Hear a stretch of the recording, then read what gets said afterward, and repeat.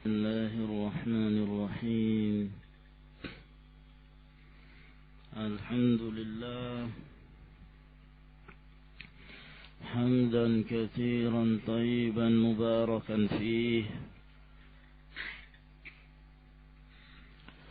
كما يحب ربنا ويرضاه،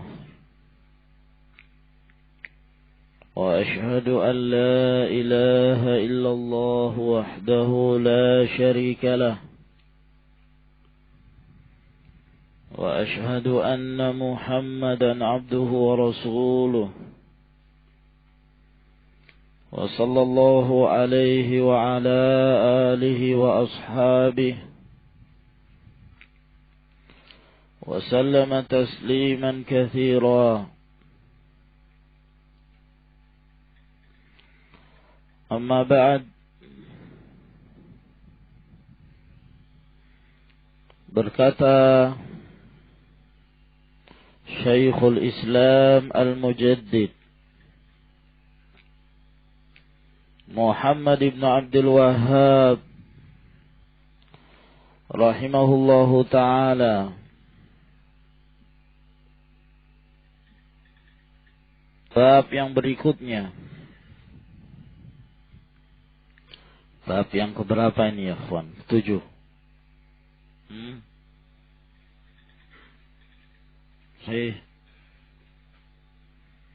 Bab yang ke-7. Setelah beliau menjelaskan makna dari tauhid dan makna la ilaha illallah, maka beliau mulai memberikan contoh satu demi satu yang menjadi lawan dari tauhid dan lawan dari la ilaha illallah itu. Babun minasyirki libsul hilqah wal khayti wa nahwihima. Bab termasuk dari kesyirikan. Min di sini tabi'id, yakni ba'du syirk, bahwa di antara kesyirikan itu adalah libsul hilqah, memakai gelang, wal khayti, memakai benang, wa nahwihima, dan yang semisalnya.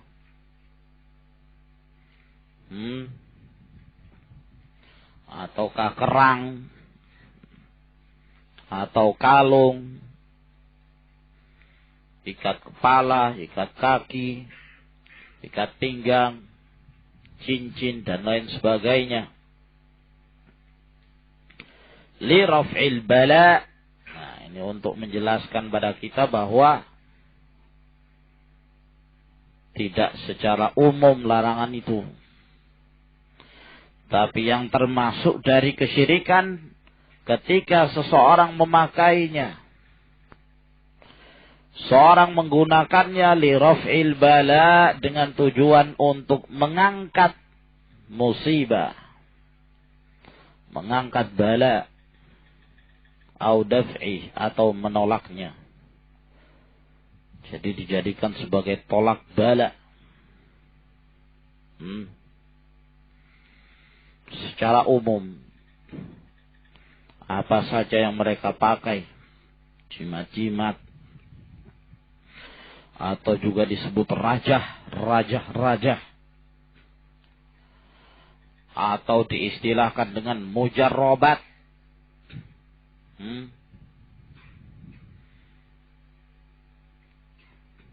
dengan tujuan sebagai tolak bala dan yang semisalnya. Nah, ini termasuk syirikan. Dan tergantung dari keadaan orang yang memakainya. Dari keadaan syirikan itu. Bisa jadi dengan keyakinannya tersebut menyebabkan dia terjatuh ke dalam syirik akbar. yang mengeluarkan dari Islam. Dan bisa jadi pula tidak sampai ke sana. Akan tetapi termasuk syirik asghar. Dan itu dosa yang paling besar. Walaupun tidak sampai mengeluarkan seorang dari Islam. Apabila dia meyakini ketika memakai gelang dan yang semisalnya itu dalam rangka untuk tolak bala dan yang semisalnya, dengan meyakini bahwa benda inilah yang mendatangkan manfaat dan menolak kemudaratan, tidak ada sangkut pautnya dengan Allah Subhanahu wa ta'ala. Benda inilah yang memiliki kekuatan gaib. Benda inilah yang memiliki power. Dan seterusnya. Maka dia terjatuh dalam syirik akbar. Naam. Meyakini di alam ini, di kaun ini ada tasarruf yang lain selain dari Allah Subhanahu wa ta'ala. Dalam hal mendatangkan manfaat dan menolak kemudaratan. Akan tetapi kalau dia memakainya hanya dengan keyakinan bahwa benda-benda tersebut sebagai sebab, ya, sehingga Allah Subhanahu wa ta'ala mendatangkan manfaat atau menolak kemudaratan, maka dia terjatuh dalam syirik asghar. Dan itu wasilah kepada syirik akbar. Nah, dan ketika mereka meyakini bahwa benda-benda tersebut bisa dijadikan sebagai sebab penangkal bahaya, berarti dia telah menetapkan sesuatu di dalam syariat ini, apa-apa yang tidak ditetapkan oleh Allah Subhanahu wa ta'ala dan Rasulnya dalam hal menjadikan sebagai sebab. Sebab manusia dalam hal menetapkan sesuatu itu dijadikan sebagai sebab mendatangkan manfaat dan menolak kemudaratan. Ada yang bersikap terlalu memudah-mudahkan. Ada pula yang bersikap ekstrim. Ada pula yang tengah. Al-wasat. Baina tarafaini wa wasat. Antara dua kelompok dan pertengahan. Kelompok yang pertama, mereka menyatakan bahwa segala apa yang terjadi di alam ini tidak ada sebab sama sekali bagi selain Allah Subhanahu wa ta'ala. Tidak ada sebab yang syar'i, bahkan tidak ada sebab yang qadari. Tidak ada yang namanya sebab. Semuanya telah terjadi berdasarkan kehendak Allah Subhanahu wa ta'ala. Jadi kalau orang sakit, ya, kemudian misalnya dia minum obat, ya, kemudian sembuh, bukan karena obatnya. Dan bukan karena obat itu dijadikan sebagai sebab. Memang karena Allah Subhanahu wa ta'ala telah menghendakinya. Ya. Demikian pula ketika seorang mendapatkan manfaat karena satu sebab, tidak ada sebab, semuanya telah ditetapkan oleh Allah. Ini keyakinan dari kelompok Jabriyah dan Asy'ariyah. Karena Asy'ariyah memiliki pemikiran Jabriyah pula. Ya. Yang pernah kita bahas dahulu bahwa kelompok ini, ya, terlalu ekstrim di dalam menetapkan takdir Allah Subhanahu wa ta'ala. Sehingga tidak ada masyiah, tidak ada kehendak bagi makhluk. Keadaan manusia ini tidak boleh memilih. Tidak ada pilihan bagi mereka seperti mayit di hadapan tukang mandinya. Dibolak-balik, diangkat, diletakkan. Dia ikut saja. Nah, Dan tentunya ini batil. Nah, kelompok yang kedua yang juga tersesat dari jalan Allah Subhanahu wa taala, mereka yang terlalu memudah-mudahkan sebab. Ya. Terlalu memudah-mudahkan adanya sebab. Ya, dan ini kebanyakan diyakini oleh kaum sufiyah, ahlul khurafah. Nah, sebab yang tidak disebutkan oleh Allah Subhanahu wa taala dan Rasulnya ditetapkan oleh mereka sebagai sebab. Nah, yang memiliki pengaruh. Ya. Nah, bermacam-macam cara mereka dalam menetapkan sebab itu.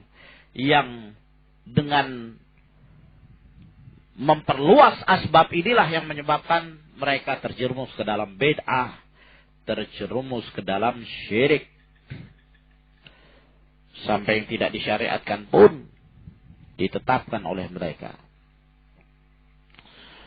Naam. Seorang terkena penyakit kanker. Gimana cara menyembuhkannya? Cukup datang ke pohon pisang. Kemudian berdiri di depan pohon pisang.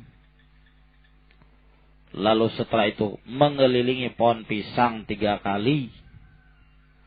Lalu mengucapkan sholawat 3 kali. Insya Allah katanya sembuh. Nah, gitu.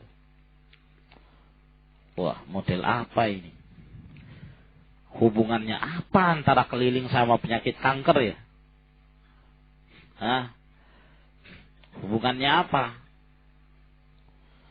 Nah, seorang terkena penyakit asma misalnya. Ya. Oh, gampang. Kamu datang ke kakek yang terkenal itu, ada di daerah fulan. Ya. Kamu tinggal mengeluhkan penyakit apa yang ada pada kamu. Ya. Dia tinggal mencabut 1 helai jenggotnya, pulang kamu sembuh. Nah.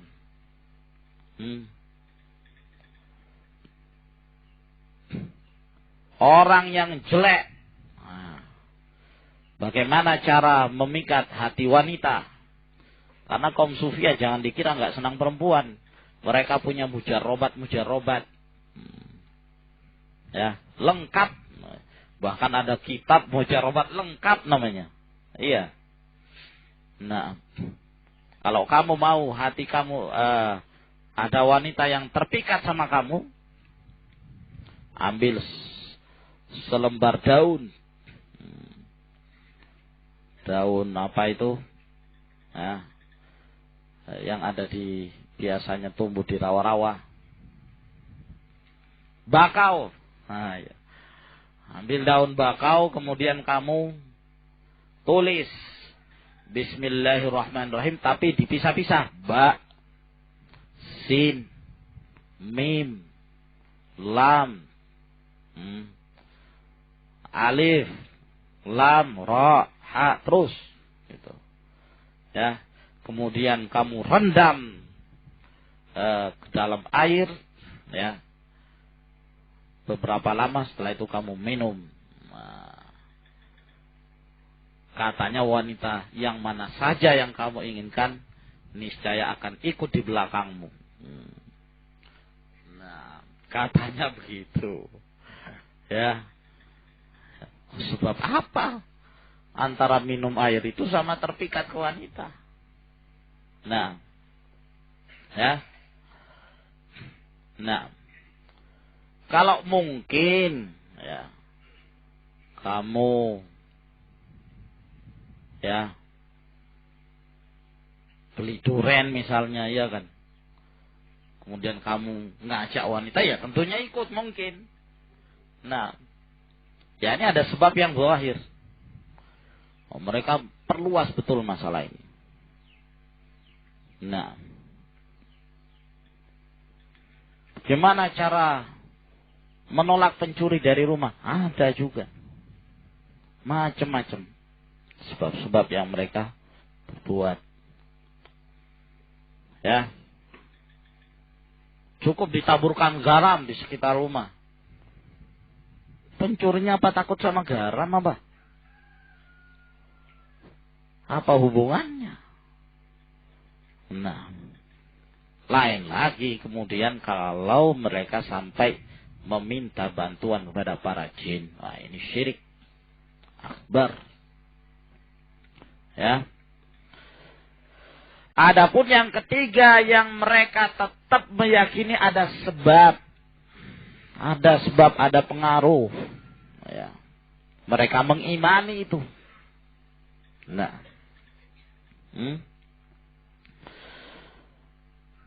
Akan tetapi mereka tidak menetapkan sebab-sebab tersebut kecuali apa yang telah ditetapkan oleh Allah Subhanahu wa taala dan Rasulnya sallallahu alaihi wasallam. Adapun yang tidak ditetapkan maka mereka tidak menetapkannya. Ya. Cara penetapan sebab itu dari dua arah, terkadang dari sisi syariat atau dari sisi takdir. Ya. Dari sisi syariat, kalau disebutkan oleh Allah Subhanahu wa taala atau Rasulnya sallallahu alaihi wasallam, ya, bahwa yang demikian itu adalah obat atau mendatangkan pengaruh. Misalnya. Nah, seperti ketika Allah Subhanahu wa taala menyebutkan tentang madu, ya, lebah. Allah Subhanahu wa taala mengatakan fihi syifaa'un linnas. Terdapat padanya obat bagi manusia. Nah, kita menetapkan itu. Ya.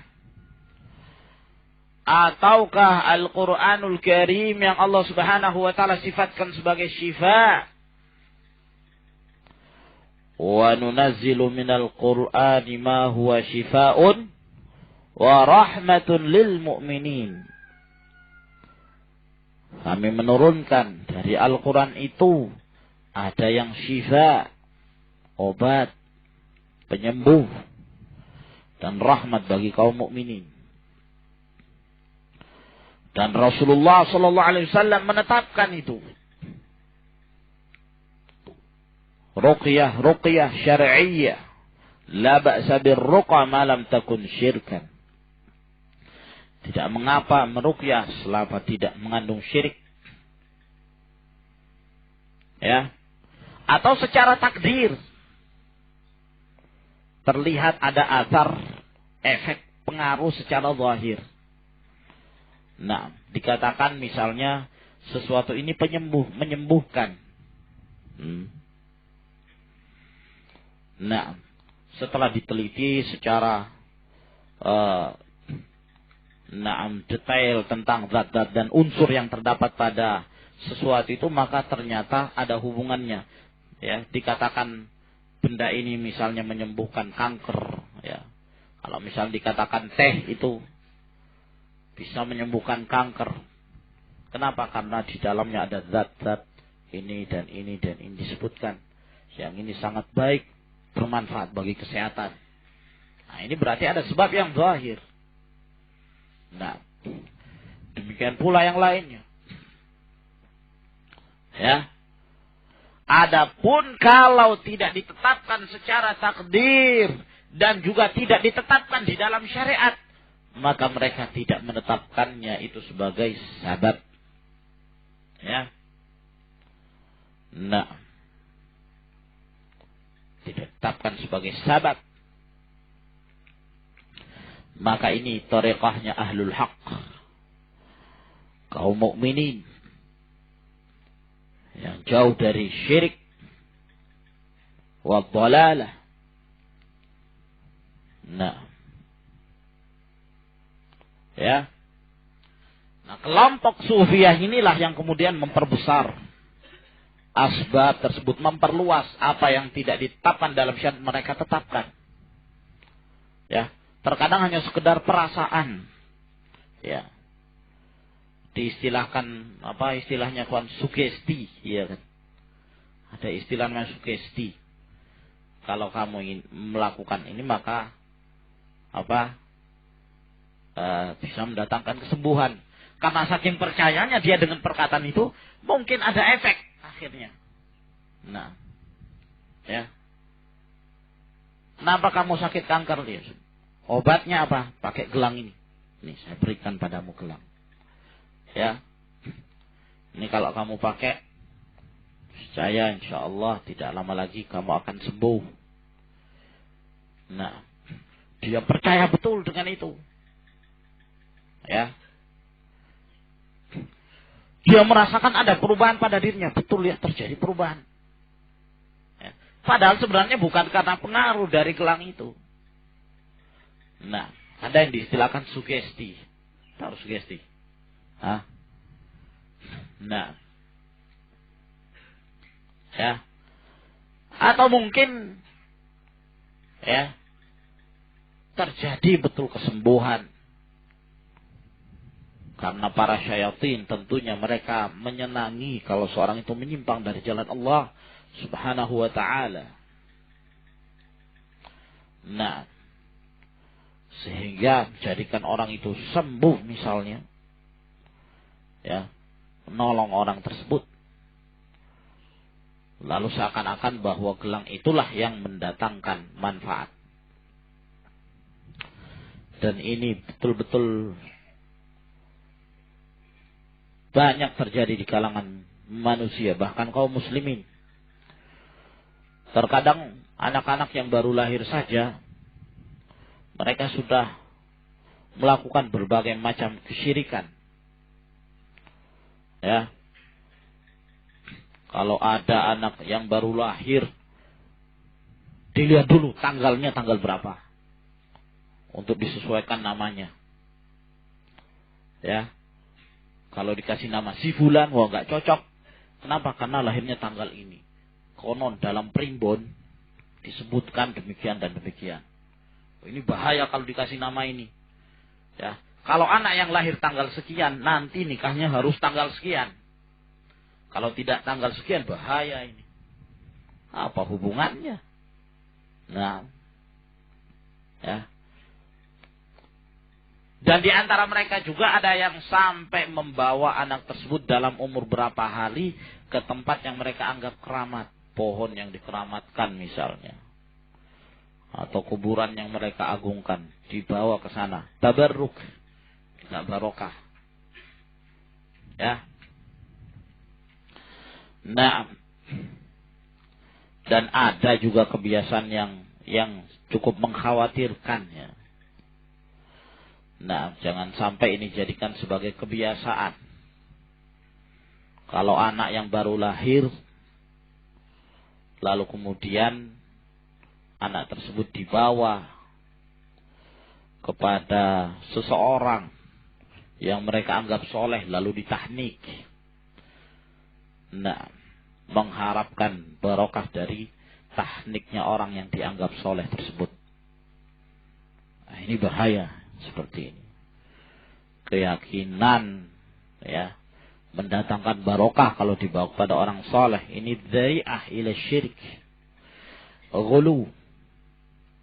Berlebih-lebihan. Nah, oleh karena itu para ulama melarang yang demikian. Tahnik itu siapa saja. Nah, kalau antum mengatakan orang soleh, apakah kamu bisa meyakini bahwa dia betul-betul saleh? Kamu tidak mengetahui apa yang ada di dalam batinnya. Nah, sehingga para ulama, Syekh Abdul Aziz bin Baz, yang mengomentari perkataan Al-Hafidh Ibnu Hajar di dalam Fathul Bari ketika beliau menyebutkan hadis tentang tahnik, dianjurkannya mentahnik adalah seorang yang saleh. Demikian pula Al-Imam An-Nawawi rahimahullah banyak sekali menyebutkan di dalam Syarah Muslim, dalam kitab yang lainnya. Itu selalu beliau ulang-ulang tentang anjuran ya, yang mentahnik itu seorang yang saleh, dan itu dibantah oleh para ulama. Syekh Shalih Al-Fauzan membantah dan menyebutkan beberapa hal dari beberapa sisi bantahan tersebut, di antaranya itu wasilah pada syirik, tabarruk bis salihin. Nah, dan ini tidak diperbolehkan. Ya, yang sunnah adalah tahnik saja. Nah, adapun di zaman Rasulullah sallallahu alaihi wasallam, mereka ketika ada anak yang lahir mereka mendatangi Nabi sallallahu alaihi wasallam. Rasulullah sallallahu alaihi wasallam jelas boleh seorang bertabarruk kepada Rasulullah tatkala beliau masih hidup.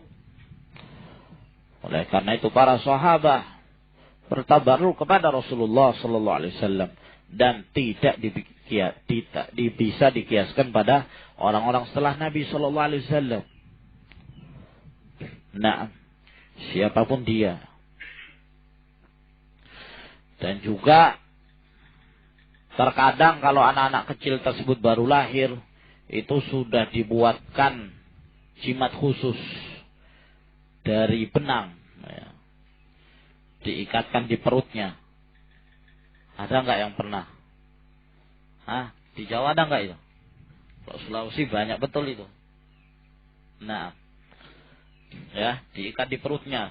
Terus ada bunder, ada kotak begini, kain, isinya nggak tahu apa isinya, jangan-jangan pasir, nggak tahu isinya apa itu.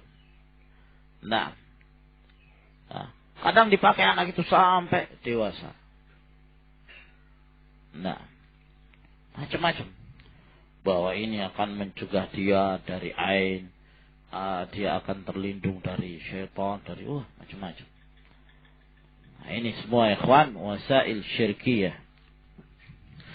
Wa qauluhu ta'ala, firman Allah subhanahu wa ta'ala, qul afara'aytum ma tad'una min dunillahi, katakanlah, apa yang kalian lakukan, apa yang kalian anggap, yang kalian seru dari selain Allah subhanahu wa ta'ala, kalian berdoa kepadanya. In aradani Allahu bidurrin hal hunna kashifatu durri. Di saat Allah subhanahu wa ta'ala menghendaki bagiku kemudaratan, apakah mereka mampu untuk menyingkap kemudaratan itu? Menghilangkan kemudaratan itu? Apakah mereka mampu? Yang kalian seru dari selain Allah itu? Ya. Ini pendalilan terhadap mereka yang mana mereka itu meyakini adanya tauhidur rububiyah, bahwa pada hakikatnya manfaat itu adalah milik Allah dan mendatangkan kemudaratan itu adalah milik Allah subhanahu wa ta'ala. Maka dibawa keyakinan rububiyah mereka ini untuk meyakini tauhidul uluhiyah. Ya. Apa yang kalian seru dari selain Allah itu? Apa yang kalian ibadahi dari selain Allah? Jika Allah subhanahu wa ta'ala menghendaki bagiku kemudaratan, apakah mereka itu mampu untuk menyingkap kemudaratan itu, menghilangkan kemudaratan? Au aradani birahmatin hal hunna mumsikatu rahmatih. Ataukah ketika Allah menghendaki kepadaku rahmah, Allah memberikan padaku anugerah, rahmat, apakah mereka yang kalian sembah selain dari Allah itu bisa menahan rahmat itu, mencegahnya, sehingga tidak mengenainya? Ya. Istifham ingkari. Pertanyaan, jawabannya tentunya telah diketahui. Tidak mungkin. Tidak mungkin. Dan anehnya mereka meyakini itu. Tapi kok kenapa mereka tetap saja beribadah kepada selain Allah subhanahu wa ta'ala? Qul hasbiyallahu alaihi yatawakkalul mutawakkilun. Katakanlah, cukuplah Allah subhanahu wa ta'ala bagiku. Dan hanya kepadanya lah bertawakal orang-orang yang bertawakal. Nah, ya, sesungguhnya mereka itu meyakini ini semua. Manfaat dan mudarat itu milik Allah subhanahu wa ta'ala. Dan sesungguhnya mereka itu hanya berdoa, beribadah kepada selain Allah, hanya mereka jadikan sebagai perantara, syufaat, orang-orang dahulu. Ya. Kalau sekarang mungkin tidak. Ada yang betul-betul beribadah kepada selain Allah subhanahu wa ta'ala dan tidak mereka jadikan sebagai perantara. Kesyirikan mereka lebih dahsyat pada zaman sekarang ini. Nah, ada yang sampai meyakini manfaat dan mudarat itu betul-betul datang dari selain Allah subhanahu wa ta'ala. Betul-betul datang dari benda tersebut. Nah, berkata pensyarah Kitab Tauhid ini, ketika beliau menyebutkan ayat tersebut, kata beliau, fahadhil ayatu wa amsaluha. Ayat ini dan semisalnya tubtilu ta'alluqal qalbi bi ghairillahi, membatalkan ketergantungan hati kepada selain Allah.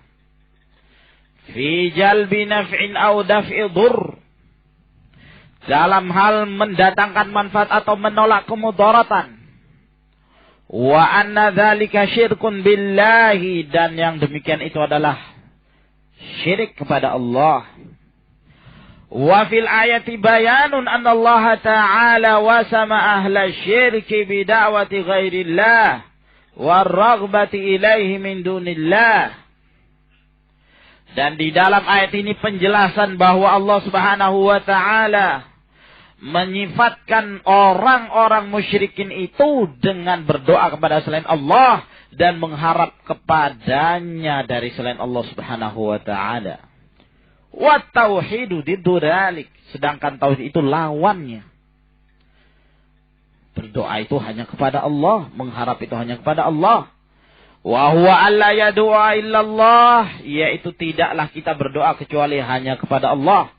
Wa la yarghabu illa ilaihi wa la yatawakkalu illa alaihi, kita tidak mengharap kecuali hanya kepada Allah. Kita tidak bertawakal kecuali hanya kepada Allah. Wa kadza jami'u anwa'il ibadati la yasluhu minha syai'un li ghairillah. Dan demikianlah seluruh jenis-jenis ibadah tidaklah benar sedikit pun diserahkan pada selain Allah subhanahu wa ta'ala. Kama dalla ala dhalikal kitab wa sunnah wa ijma'u salafil ummah wa a'immatiha, sebagaimana yang telah ditunjuki oleh Al-Quran dan As-Sunnah dan kesepakatan para umat ini yang terdahulu dan para imamnya. Ya. Sehingga itu semua tidak ada yang mampu mendatangkan manfaat dan mudarat. Ya. Demikian pula dari sebab-sebab yang ada, baik secara syar'i maupun secara qadari, kita meyakini itu sebagai sebab semata. Sebagai sebab semata.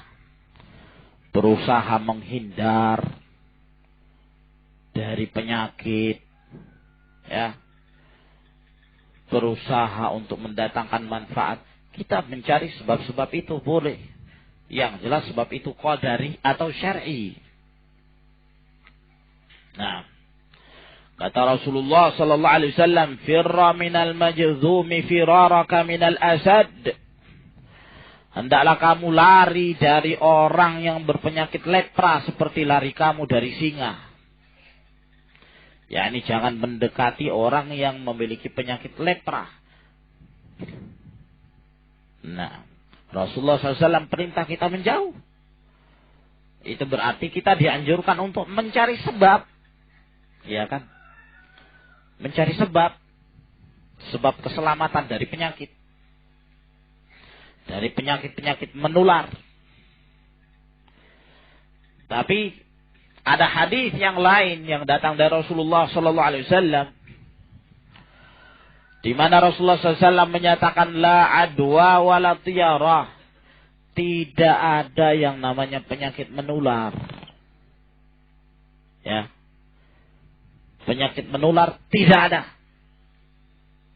Nah, ini iskal. Di satu sisi Rasulullah sallallahu alaihi wasallam memerintahkan kita untuk menjauh dari orang yang berpenyakit lepra. Di sisi yang lain,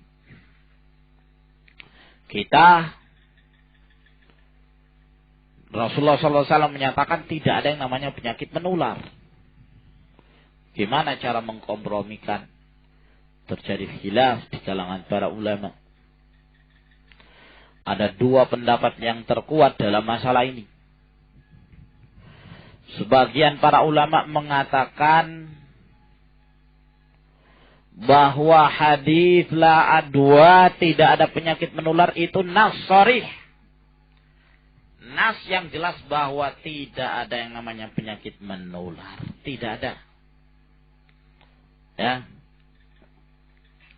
Hadis ini muhkam. Jadi kalau Rasulullah mengatakan tidak ada penyakit menular, maka tidak ada penyakit menular. Nah, lalu mereka juga berdalil dengan hadis Nabi SAW ketika ada seorang yang datang kepada Rasulullah SAW menanyakan tentang kuda apa ataukah unta yang seluruhnya berpenyakit. Dia menjelaskan kepada Rasulullah SAW bahwa kuda ini ya terjangkiti oleh kuda ini. Kuda ini terjangkiti oleh kuda ini. Kuda ini terjangkiti oleh kuda ini. Akhirnya mereka semua berpenyakit. Kata Rasulullah SAW, "Faman a'dal awal." Lalu yang pertama sakit siapa yang menjangkiti? Iya kan? Nah, ini maksudnya kalaulah memang betul ada yang namanya penyakit menular, ya yang pertama itu siapa yang menularinya? Nah, apa yang menularinya? Nah, adapun hadis yang menyatakan firra minal majzumi firaraka minal asad, lari dari orang berpenyakit lepra, kata mereka, hadis ini tidak menunjukkan bahwa penyakit menular itu ada. Akan tetapi hadis ini untuk dijadikan sebagai sadu dzari'ah, menutup pintu. Jangan sampai ketika kamu berdekatan dengan orang yang berpenyakit lepra, kemudian kamu juga terkena penyakit lepra dengan takdir Allah Subhanahu wa taala, sehingga kamu menyangka bahwa kamu terkena penyakit itu karena berdekatan dengan orang berpenyakit lepra. Padahal bukan, tapi karena Allah yang berikan pada penyakit itu. Nah, sehingga Rasulullah SAW melarang dalam rangka untuk menghilangkan keyakinan ini. Jangan sampai kamu jadi punya keyakinan seperti itu. Bahwa penyakit menular itu ada. Ini pendapat yang dikuatkan oleh Al-Hafidh Ibn Hajar. Pendapat kedua menyatakan bahwa hadis Nabi SAW, firra minal majzumi firaraka minal asad, larilah kamu dari orang berpenyakit lepra seperti larinya kamu dari singa. Hadis ini jelas menunjukkan bahwa penyakit menular itu ada. Ya. Mereka menganggap bahwa hadis inilah yang muhkam. Hadis ini yang merupakan nas yang jelas menunjukkan penyakit menular itu ada. Makanya Rasulullah SAW memerintahkan kita untuk menghindar darinya. Adapun hadis la adwa, tidak ada penyakit menular. Hadis ini Rasulullah SAW sebutkan dalam hal ketika Rasulullah hendak membatalkan keyakinan kaum jahiliyah di mana mereka meyakini bahwa penyakit menular itu menular dengan sendirinya bukan karena kehendak dari Allah Subhanahu wa taala.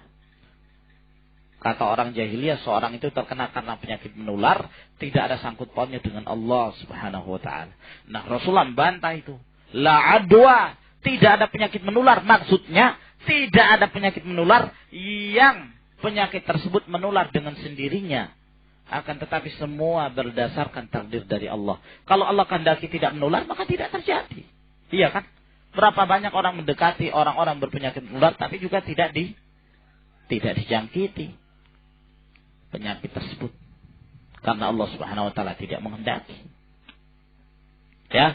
Dan ini pendapat yang dikuatkan oleh Ibnu Salah.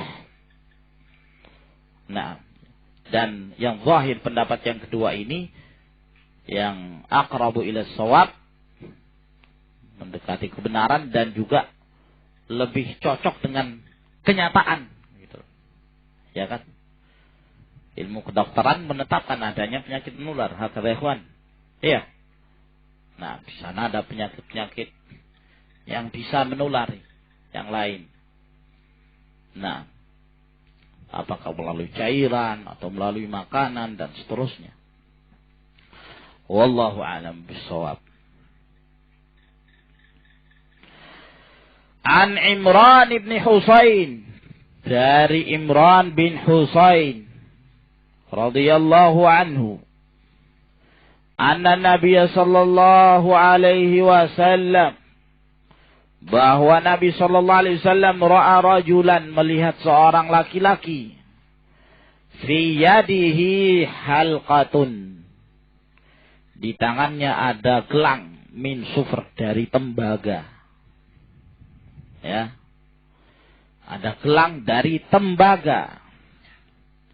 Faqala, lalu kemudian Rasulullah sallallahu alaihi wasallam bertanya, "Ma hadza?" Ya. Ada apa ini? Nah, lihat. Jadi kalau ada seorang yang melakukan suatu perbuatan yang di luar dari kebiasaan, ya ditanya dulu. Ya.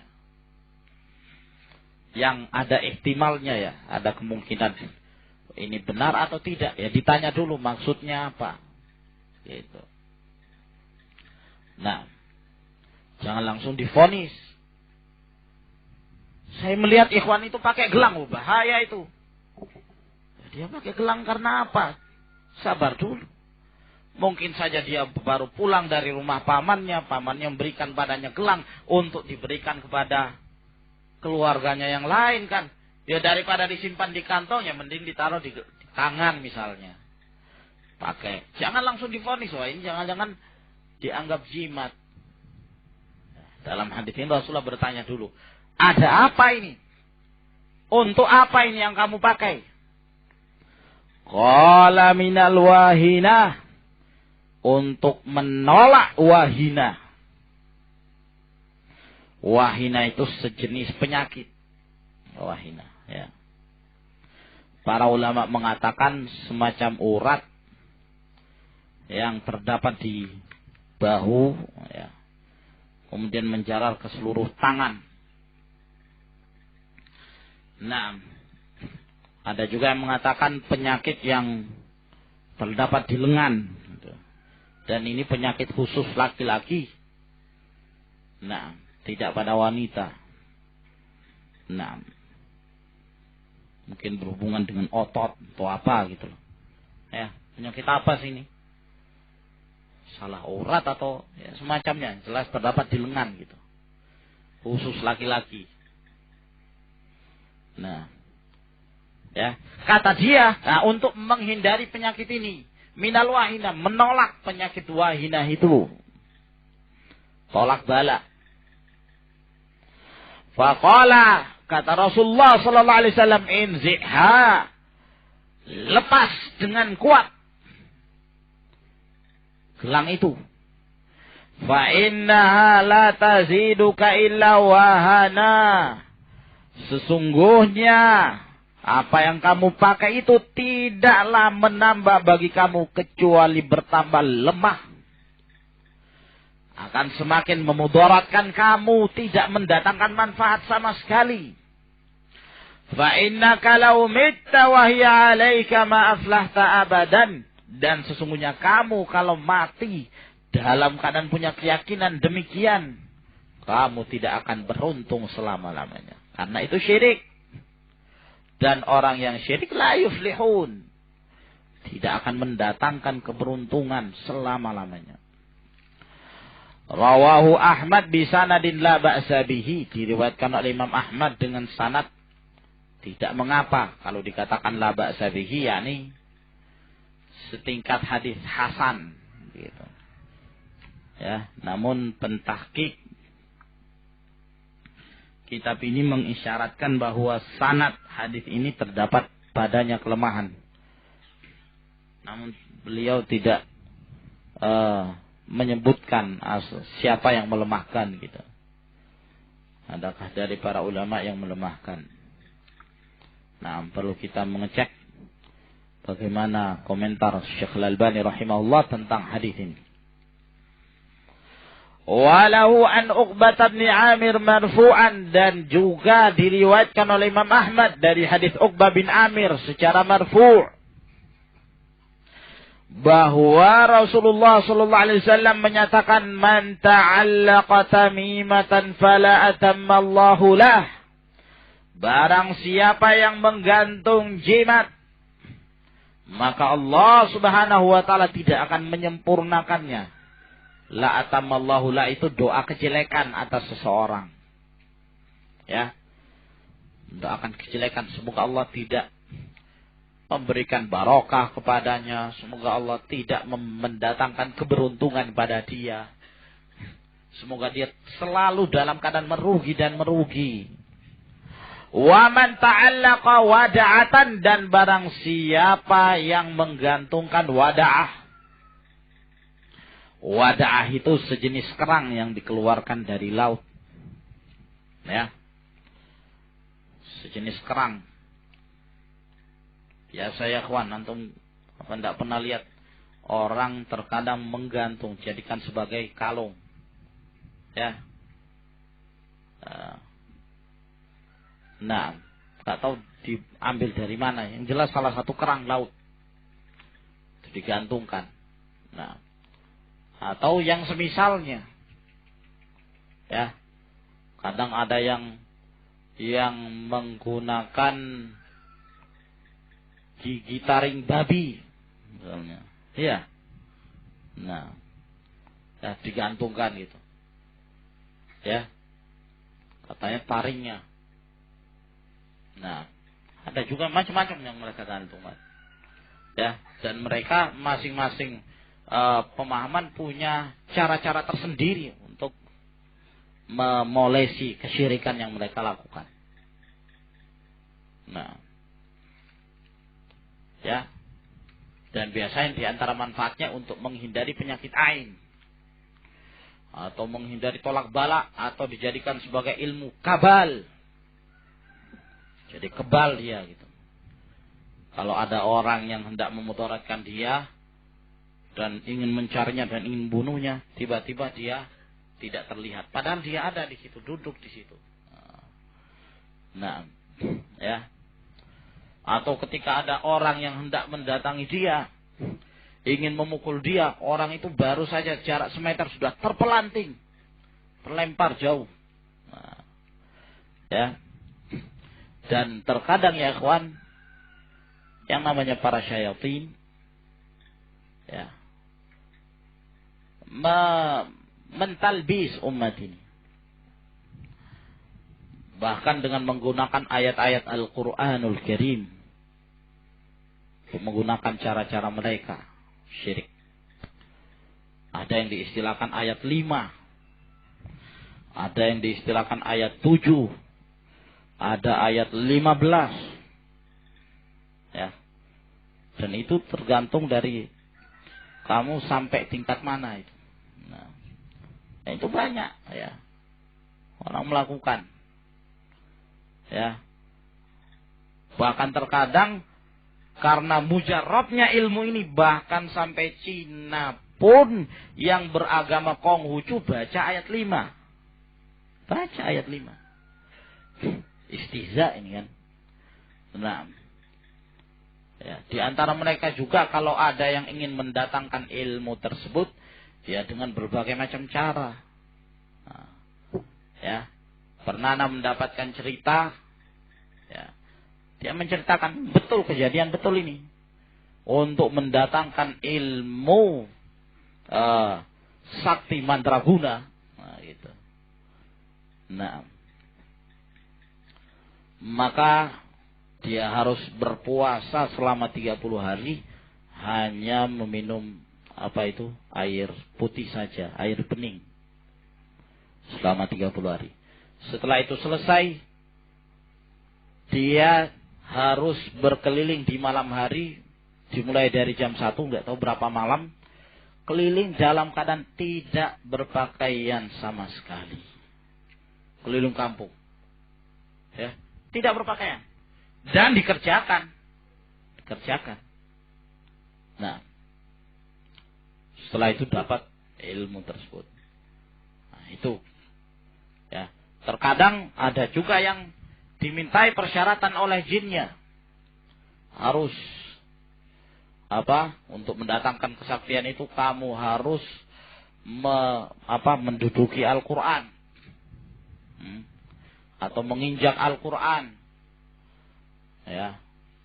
Atau menaruh Al-Qur'an di atas WC dan yang semisalnya. Nah, dari perbuatan-perbuatan kekufuran. Ya, dan ini banyak ya kawan. Sekarang ini kesyirikan mulai disebarluaskan. Nah, kalau dahulu mungkin masih malu-malu, sekarang dengan transparan. Ya. Santet disebarluaskan. Ilmu apa istilahnya kawan? Ilmu untuk memikat wanita disebarkan. Nah, bahkan sampai punya majalah. Ya. Nah, majalah apa itu ya kawan yang di Surabaya itu? Surabaya sumber syirik.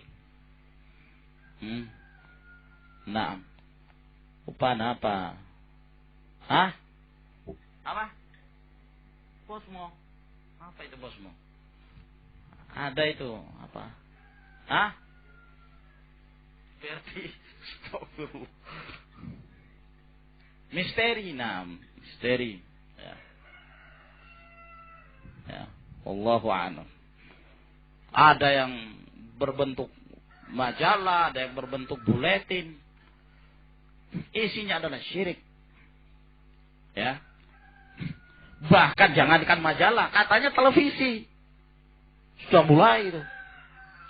Ya.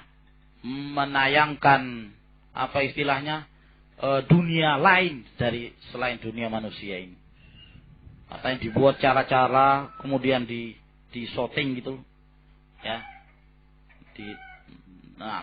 Di tempat yang tersembunyi tapi dilihat oleh orang-orang dari televisi. Nah, kalau terdengar suara ini, ada kejadian demikian, ada kejadian ini, macam-macam. Nah, ini disebarluaskan. Maka ini semua bentuk-bentuk kesyirikan. Sehingga PR-nya ahlu tauhid ini betul-betul banyak sekali. Nah, tugas mereka dalam mengemban amanah dakwah untuk mendakwahi kaum muslimin, dan mereka jahil sesungguhnya, tidak mengerti mana syirik, mana tauhid, mana kufur, mana iman. Wa man ta'allaqa wada'atan fala wada'allahu lah. Barang siapa yang menggantungkan wada'ah itu, maka Allah Subhanahu wa taala tidak akan menjadikan dia tenang dari da'ah, sukun, tidak menjadikannya tenang. Nah, hadis ini dhaif ya. Dilemahkan oleh disebutkan di sini, diisyaratkan oleh Albani lemahnya riwayat tersebut. Wa fi riwayatin, dan di dalam riwayat yang lain bahwa Rasulullah sallallahu alaihi wasallam bersabda, "Man ta'allaqa tamimatan faqad asyrak." barang siapa yang menggantungkan jimat, maka sungguh dia telah berbuat kesyirikan. Adapun riwayat ini sahih, diriwayatkan oleh Imam Ahmad, Al-Hakim, dan disahihkan oleh Al-Albani rahimahullah ta'ala. Wal ibn Abi Hatim an Hudzaifah, dan diriwayatkan oleh Ibn Abi Hatim dari Hudzaifah, annahu ra'a rajulan fi yadihi khaytun minal humma, bahwasanya beliau melihat ada seseorang di tangannya ada benang, ya, yang dijadikan sebagai penawar humma, penawar racun, sengatan, serangga, bahwa kalau itu yang dipakai maka dia tidak akan terselamat. Nah, apa dia akan selamat kalau memakai benang itu? Tidak akan dimudaratkan oleh sengatan ular, kalajengking dan yang semisalnya. Selamat. Faqata'ahu, lalu kemudian beliau memutusnya. Wa ta'ala qaulahu, dan membaca firman Allah Subhanahu wa taala, wa ma yu'minu aktsaruhum billahi illa wa hum musyrikun, dan tidaklah kebanyakan mayoritas mereka itu beriman pada Allah, melainkan mereka adalah melakukan penyekutuan terhadap Allah Subhanahu wa taala. Musyrikin. Padahal di sana ada sebab-sebab yang syar'i yang Rasulullah SAW ajarkan pada kita, akan disebutkan nanti dalam kitab Tauhid ini, yaitu hadisnya Khawlah yang diriwayatkan Imam Muslim. Barang siapa yang turun di satu lembah, maka hendaklah dia mengucapkan a'udzu bikalimatillahi tammati min syarri ma khalaq. Aku berlindung dengan kalimat-kalimat Allah dari kejahatan apa yang Allah ciptakan. Siapa yang mengucapkan ini, kata Rasulullah, lam yadurruhu syai'un, dia tidak akan dimudaratkan oleh sesuatu. Ada kisah yang dialami oleh Al-Allama Muhammad Amin Asy-Syanqiti rahimahullah, ya. Nah, beliau ini pengarang kitab Adwaul Bayan. Suatu ketika beliau mengajar, ya, karena beliau orang yang memang tinggalnya di Badawah, di keperkampungan, dan terkadang karena sibuknya beliau menuntut ilmu, jarang betul beliau pulang dan masuk ke dalam kota. Beliau hanya tinggal saya di pedalaman terus. Siapa yang ngomong? Nah, ya, tinggal di pedalaman. Sampai dikisahkan bahwa beliau selalu dikirimi surat oleh keluarganya, disimpan terus, disimpan. Selama beliau menuntut ilmu, beliau tidak ingin disibukkan dengan surat-surat. Nah, baru selesai beliau menuntut ilmu, maka semua suratnya dibuka. Ayahnya meninggal, ibunya meninggal, si fulan meninggal, si fulan meninggal. Nah, karena saking lamanya beliau menuntut ilmu di pedalaman, sampai tidak mengerti adanya uang yang baru disebarkan dari pemerintah, ini uang model baru, itu tidak dikenal sama beliau. Suatu ketika beliau mengajar, nah, ya, dan kebiasaan beliau adalah mengucapkan doa ini, a'udzu bikalimatillahi tammati min syarri ma khalaq. Tatkala beliau mengajar, sedang asyiknya beliau mengajar, tiba-tiba ada yang berjalan gitu di bagian salah satu tubuh beliau. Nah, yang jelas itu semacam serangga dan terasa oleh beliau. Lalu beliau tangkap, dipegang gini terus sambil beliau mengajar. Ya, keinginan beliau selesai mengajar baru beliau lihat apa itu, sambil dipegang terus. Ngajar, selesai mengajar, ketika dibuka kalajengking. Nah, ya, dan alhamdulillah tidak memudaratkan beliau. Ya. Wallahu a'lamu bissawab. Sampai di sini akhwan yang kita bacakan dari Kitab Tauhid ini, insyaallah kita lanjutkan di pertemuan yang berikutnya. Subhanakallahumma bihamdik asyhadu an la ilaha illa anta astaghfiruka wa atubu ilaik. Tafaddalu hafizakumullah.